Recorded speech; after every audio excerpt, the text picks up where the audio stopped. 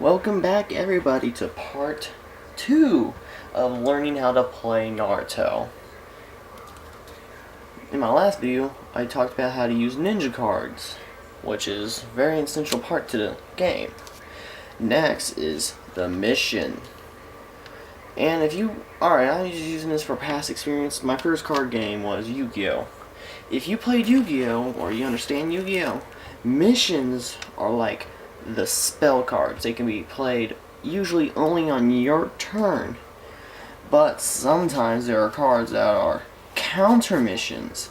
How counter missions work is, if your opponent plays a mission card, you can play another mission in response of that card. Kind of like a counter it, or try to see if you can mess with your opponent. Usually sometimes resulting in him getting mad, and it's kind of funny to watch. But it can help change the edge of the battle, which is what really matters. But as you can, alright, now I started going off track. Mission cards can be identified by the top left, just like ninjas. But on the top left, they'll say mission. In the top right, you can see what element it is. This card is a lightning card. So, usually, you have to pay that card with another attribute of the same kind. You'll find its name in the text box below. So this card's called Clone Training. Over here, which is the same thing as the ninja, except this, with the shuriken, this card can be played on turn 1 or above. So, you can't play it on turn 0. But with this card, you have no hand cost, which is very, I want to say rare for mission cards. But usually mission cards, and mainly all mission cards, sometimes they have a bigger cost, sometimes it doesn't.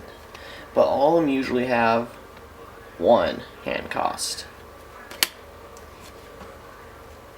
So basically this is like a free boost. And here it'll say permanent. Basically is, with this card it's permanent. It will last throughout the whole game.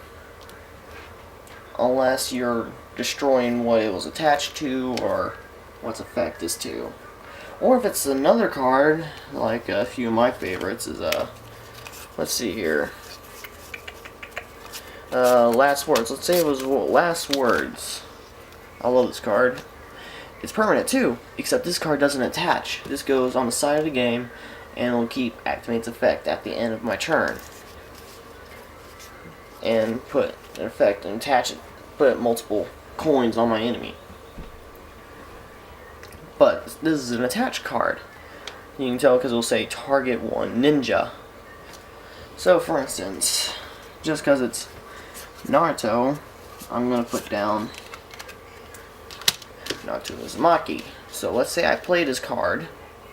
What it will do is, I will target Naruto, and its effect will be attached to Naruto. What happens is Naruto will gain +1, +0, so he'll have power 3. And gain clone status. It can be used or choose cards that include Naruto Uzumaki and its requirements. So, I can attach this card to any card, and it'll be counted as Naruto Uzumaki and clone status. So like, for instance, for fun, I can equip it to Kiba, then play Rasengan, because its requirements require Naruto and clone stats. Because of this card, he has stats Naruto Uzumaki and clone status, so he can be the user of it.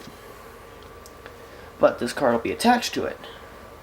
But once this ninja dies, this is gone too, as well.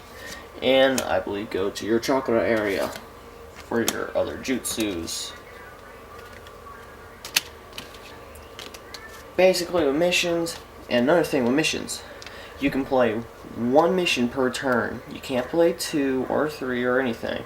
Unless the card specifically says you can play like 1 more mission or 2 more usually 2 more missions, then you can. But every turn you can play 1 mission, because usually it can help turn the tide of the battle.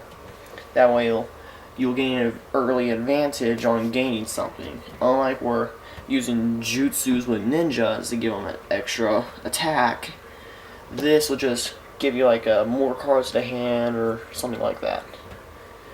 Well, this will just wrap things up for part 2 on the basics. Thank you for watching. Please like, favorite, and subscribe, because it helps. Thank you all for watching. Peace out.